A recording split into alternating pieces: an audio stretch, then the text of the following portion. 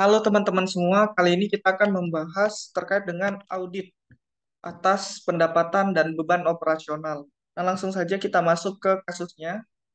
Nah, di sini ada soal ya. Mari kita baca dulu soalnya. Saudari Olivia memberikan informasi yang diperlukan Anda dalam melakukan pemeriksaan untuk beban operasional dan data perpajakan untuk menghitung pajak penghasilan badan tahun 2018. Adapun hasil temuan pemeriksaan yang didapat oleh Anda adalah sebagai berikut. Daftar perhitungan PPh pasal 21 yang dibuat oleh perusahaan terdiri dari nama karyawan, masa kerja, status, penghasilan bruto, THR, dan PPh pasal 21. Nah, ini merupakan daftar terkait dengan perhitungan PPh pasal 21 yang dibuat oleh perusahaan. PPh pasal 21 tersebut ditanggung oleh perusahaan dan telah dicatat oleh perusahaan pada akun beban lain-lain. Nah, jadi di sini PPh pasal 21 ini bukan dicatat menjadi beban pajak, tapi justru dicatat sebagai beban lain-lain gitu ya.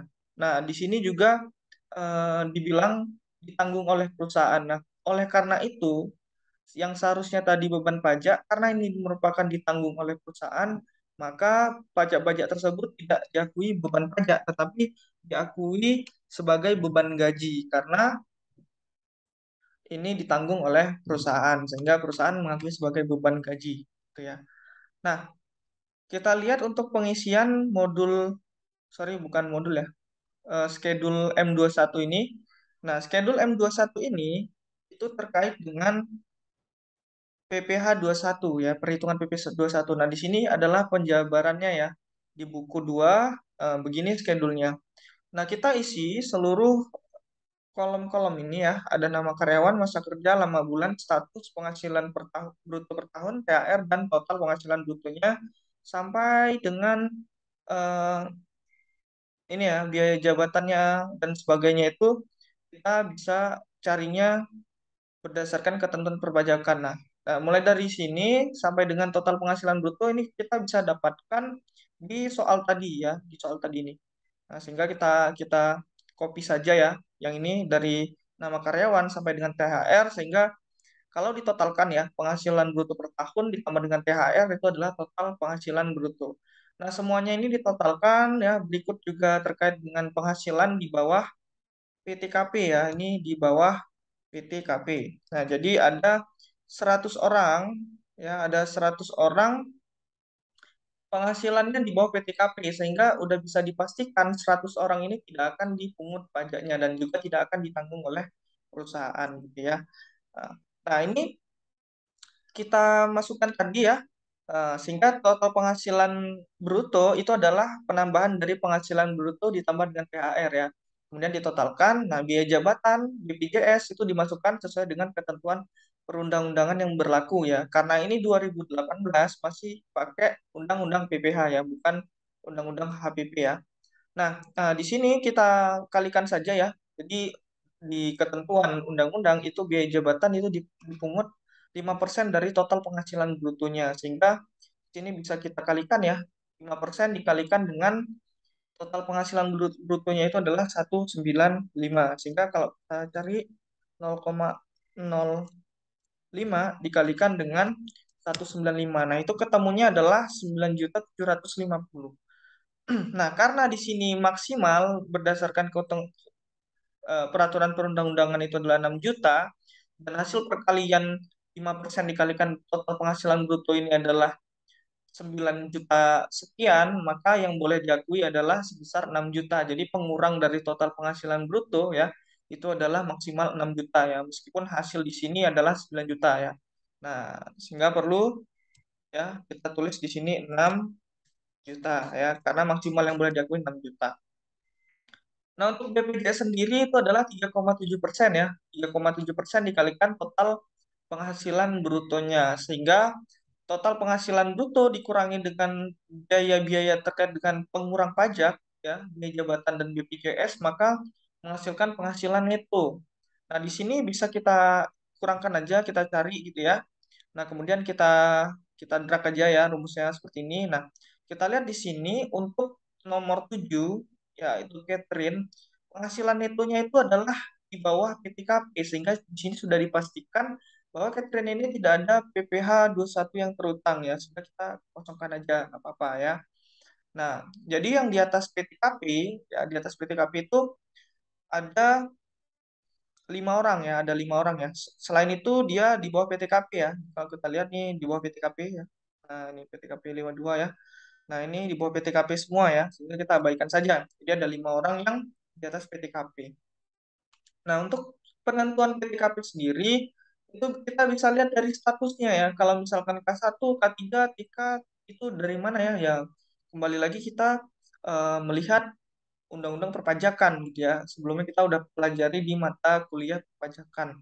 Nah, di sini ada resumnya ya, ada ringkasan terkait dengan penentuan PTKP ya. Terkait dengan status TK, K0, K1, K2, K3 untuk laki-laki dan suami istri gabung. Nah, ini ada juga semua ya. Nah, jadi tinggal kita masukin aja nih. Contohnya di sini untuk PTKP K1 ya, statusnya K1. Nah, kita lihat ini. K1 itu adalah di 63 juta ya, laki-laki kawin ya, bukan gabungan ya. Jadi laki-laki kawin ini 63 juta sehingga kita tulis 63 juta. Nah, di sini K3 misalnya. Nah, kalau K3 itu adalah 72 juta. Jadi kita masukkan saja ya. Ini kita lihat referensinya di Undang-Undang Perpajakan ya, Undang-Undang PPh. Nah, udah kita masukkan, kemudian kita cari PHKP-nya. Nah, PHKP adalah penghasilan yang kena pajak. Nah, total penghasilan brutonya dikurangi dari biaya-biayanya mendapatkan hasil penghasilan itu. Nah, dari penghasilan itu dikurangi dengan PTKP-nya, maka itu adalah penghasilan yang kena pajak. Jadi penghasilan itu ini itu eh, hasil dari selisih dari PHKP ini ya, penghasilan kena pajak ini adalah selisih dari penghasilan itu dikurangi dengan penghasilan tidak kena pajaknya, sehingga yang kena pajak itu adalah selisihnya ya. Jadi 181 dikurangi 63, selisihnya 118, inilah yang akan dikenakan pajak ya dengan tarif pasal 17 huruf C ya, ya Undang-Undang PPh. Dan ini tarifnya itu bersifat progresif ya. Jadi ada eh, kriteria untuk penghasilan sampai 50 ya, 50 sampai 250, 250 sampai 500 dan di atas 500. Dan ini merupakan pasal 17C ini merupakan tarif yang sifatnya itu adalah berlapis gitu ya. Jadi progresif dan dia sifatnya itu berlapis. Contoh perhitungan dari 118 ini, kalau ingin mencari PPh 21-nya ya, kalau ada PHKP 118.785.000, maka PPh 21-nya berapa? Sehingga kita bisa masukkan ke lapisan-lapisan ini ya, dari 5 sampai 50, 50 sampai 250, 250 sampai dengan 500 ya. Nah, di sini kalau di lapisan yang 5 sampai 50 juta berarti kan maksimalnya itu adalah 50 juta gitu ya. Sehingga di sini kita masukin 50 juta ya. Jadi 118 ya diambil 50 jutanya. Nah, sisanya selisih dari eh, 118 dikurangi 50, maka akan kena lapisan kedua dengan tarif 15%. Gitu. Nah, ini langsung aja nih kalau kita kurang. Jadi kalau misalkan kita lihat ya, penjumlahan ini. Nah, ini hasilnya adalah 118,75. Nah, seperti itu. Nah, begitu juga terkait dengan penghasilan kena pajak untuk karyawan lainnya ya. Misalkan di sini 22. Karena ini dia itu berada di rentang sampai 50 juta, maka dia masuk ke lapisan yang pertama, terkena 5% ya. Nah, ini 40 juga kena lapisan pertama, 52 itu 50-nya ya maksimal kena lapisan pertama dan sisanya itu masuk ke lapisan kedua. Nah, kalau ini karyawan yang ini ya, PHKP yang 20 juta ini maka masuk ke lapisan pertama. Sehingga dari perkalian ini ya 5% dikalikan 50 juta, 15% dikalikan 68 juta, hasilnya kemudian ditotalkan ya. Nah, ini hasilnya kemudian ditotalkan. Ini kita dapatkan ya, sehingga eh, untuk PPh 21-nya karyawan yang pertama itu adalah 12 juta dan ini berlaku untuk perhitungan karyawan di bawahnya. Yaitu hasil kali semuanya ini ditotalkan ya. Nah, sehingga untuk semuanya keseluruhannya kita dapatkan hasilnya adalah 19.940.250. Nah, berdasarkan perhitungan dari perusahaan itu mendapatkan hasil 28.580.250. Nah, di sini perlu kita lakukan koreksi ya untuk pengakuan pajaknya ya. Jadi ini pengakuannya terlalu besar ya. Ya, dan di sini hanya 19 juta gitu. Nah, di sini juga ada di keterangan adalah PPh satu yang disetor, artinya ada pungutan ya, pungutan ada kalau kita kan sistemnya withholding tax ya. Jadi bisa kita pungut setiap bulannya, kemudian akhir bulannya itu bisa kita store ya, atau next bulan berikutnya kita bisa store ya, ya beberapa eh, penghasilan ya terkait dengan bulan itu ya. Jadi kita store setiap bulannya sehingga yang kita store sebelumnya ya dari perhitungan semua ini itu jadi sebagai kredit pajaknya ya, sebagai kredit pajaknya. Jadi bisa kita lihat di kredit pajaknya. Artinya kita selama 1 tahun itu udah nyetor 19 juta ya, gitu. Nah, ini 19 juta 877 ini bisa kita lihat di sini ya. Nah, ini setoran ya, setoran dari pihak perusahaan ya. Jadi ini schedule M211 terkait dengan schedule setoran ya. Ini setoran PPh satu selama setahun ya.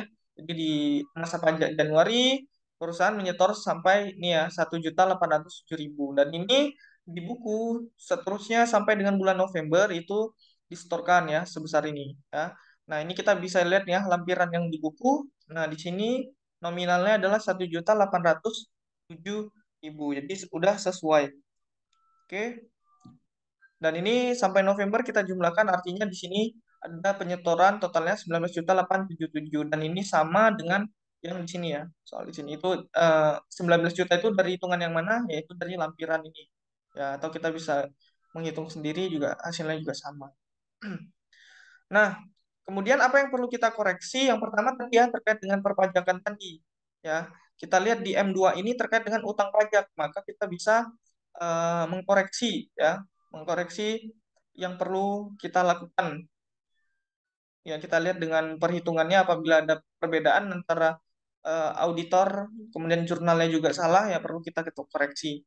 Nah, tadi contohnya yang tadi, karena tadi dia dimasukkan ke dalam ini ya beban lain-lain, nah seharusnya kan itu dimasukkan ke beban gaji ya, seharusnya itu dimasukkan ke beban gaji. Karena apa? Di sini dikatakan ditanggung oleh perusahaan sehingga di sini perlu dimasukkan ke beban gaji, bukan ke beban lain-lain ya. Ya, bukan beban lain-lain tapi beban gaji. Nah, jurnal yang dibuat oleh klien ya, jurnal yang dibuat oleh klien itu seperti ini ya sebelumnya. Beban lain-lain terhadap utang PPh sebesar 19.877. Nah, ini kita bertahap dulu ya, sehingga sisanya kan nanti ada nih. Sebenarnya 28.580 ya, tapi ini kita bertahap dulu ya. Nah, di sini kita lihat nah beban gaji terhadap utang PPh untuk jurnal yang seharusnya ya, yang menurut auditor itu harusnya seperti ini jurnalnya. Sehingga kita perlu koreksi ya. Kita perlu koreksi beban gaji di debit, kemudian beban lain-lain di kredit ya. Tinggal dibalik aja ya. Beban lain-lainnya kita hapuskan, kemudian kita munculkan beban gaji. Nah, ini jadi sudah terkoreksi ya, sudah menjadi seperti ini ketika kita melakukan jurnal koreksi. Nah, yang kedua terkait dengan pembayaran utangnya ya, penyetoran utangnya ya. Jadi penyetoran utangnya itu kita asumsikan ya, asumsikan belum ada melakukan jurnal sama sekali ya. Meskipun uangnya udah disetorkan ke KPP misalnya. Tapi kita asumsikan perusahaan itu belum melakukan penyetoran sehingga kita buat ya jurnalnya seperti ini ya. Seharusnya itu utang PPh satu terhadap Bank Loko. Nah, ini kita eh, catat ya koreksinya utang PPh terhadap Bank Loko. Nah, kemudian sisanya kan tadi perusahaan mengakuinya itu adalah 28.580 250 ya. Sehingga sisanya kan diakui juga sebagai beban lain-lain utang PPh. Dan kita perlu juga mengakui lagi ya utang PPh ya sebesar 63.250. Nah, 63.250 ini dari mana? 63.250 ini dari selisih tadi ya, selisih di sini 19.877 terhadap jurnal yang seharusnya ya terhadap nilai yang seharusnya. Kita lihat di sini M21 ini tadi ya terkait dengan perhitungannya tadi ada sekitar 19 juta juga ya. 19.940.000 ya. 19.940.000. Nah, karena dia udah disetor, maka yang perlu diakui sebagai utang PPh yaitu adalah 63.250 kan. Nah, 63.250 yang perlu di diakui gitu. Nah, jurnal koreksinya gimana? Utang PPh satu dihapuskan ya. Jadi utang PPh satu dihapuskan. Nah, 88703.250 ini berdasarkan catatan si klien ya. Catatan klien utang PPh-nya itu diakui 8 juta, tapi menurut kita harusnya itu utang PPh-nya itu ya adalah 63.250. Kenapa? Karena tadi selisih perhitungannya ya. 19 juta sama sama eh, 19.940 ini. Nah, kan yang udah di store itu kan 19 juta sekian ya. Kurang berapa lagi? Kurang kita lihat di sini kurang ada 63.000 lagi yang perlu diakui oleh perusahaan. Jadi meskipun yang udah di store 9.887 tapi masih kurang gitu ya, masih kurang sehingga ini utang yang perlu kita akui adalah 63.250 dan ini perlu juga kita koreksi sehingga jurnal koreksinya seperti ini kalau kita buat ya. Di sini utang PPh satu di debit ya. Kemudian beban lain-lain di kredit 8703. Ini terkait dengan penghapusan beban lain-lain ya. Dia nggak boleh diakui beban lain-lain, tapi beban gaji. Nah, beban gajinya itu kita munculkan ya. Karena tadi belum dicatat, kemudian utang PPh-nya kita balik gitu ya. Karena ini terlalu besar, diakui harusnya 63250. Nah, kemudian terkait dengan schedule M2 ini kan terkait utang pajak, di soal selanjutnya ada pembayaran ya terkait dengan jasa profesional. Nah, di sini kita lihat ya. Soalnya atas pemeriksaan beban jasa profesional diketahui bahwa perusahaan belum melakukan pembayaran atas kewajiban PPh tiga untuk jasa akuntan. Nah, berdasarkan undang PPh tarifnya itu adalah 2% dan ini nominal 20 juta ini kita bisa temukan ya. Jadi di sini nggak disebutkan ini nominalnya berapa ya, 20 juta ini dari mana. Nah, ini bisa kita lihat di sini. Lihat di laba ruginya. Di sini ada jasa profesional ya, 20 juta. Ntar kita lihat dulu.